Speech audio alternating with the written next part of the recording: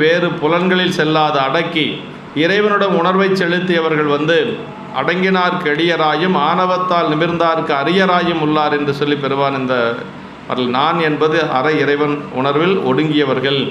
அப்படி ஒடுங்கியவர்களுக்கு பெருமான் நல்ல ஒரு அமுது போல இருப்பார் செம்பொன்பள்ளி பெருமான் என்று சொல்கிறார்.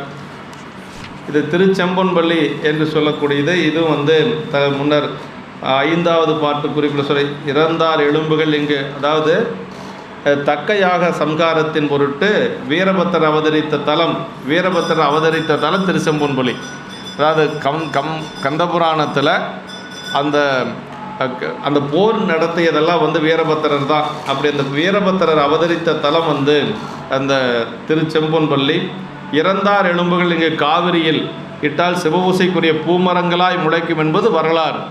இறந்து போன எலும்புகளை அந்த ஆற்றுல கரைச்சோன்னா, காவிரியில் கரைச்சோன்னா அது சிவபூசைக்குரிய பூ மரங்களாக மாறும் அப்படிங்கிறது ஒரு ஐதீகம் இருக்குது அப்படின்னு சொல்லி உரையாசிரியர் எழுதியிருக்கிறார். நமக்கு சாமியினுடைய திருப்பெயர் செம்பொன்பள்ளியார், தேவி சுகந்தவன நாயகி என்று சொல்லி திருப்பெயர். மயிலாடுதுறையிலையும் பெருமான் திரு குறுந்தொகை பாடியிருக்கிறார்.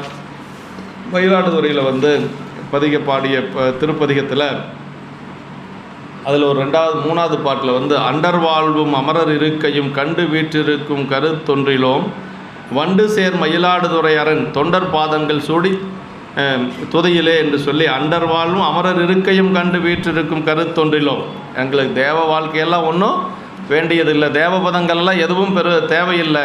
எங்களுக்கு என்ன வேணும் அப்படின்னா வண்டு சேர் மயிலாடுதுறை அரண், அந்த மயிலாடுதுறை பெருமானுடைய திருவடியை அங்கே இருக்கக்கூடிய தொண்டர் பாதங்கள் சூடி துதையில் அங்கே இருக்கக்கூடிய அடியாருடைய திருவடியை எங்களுக்கு போது என்று சொல்லி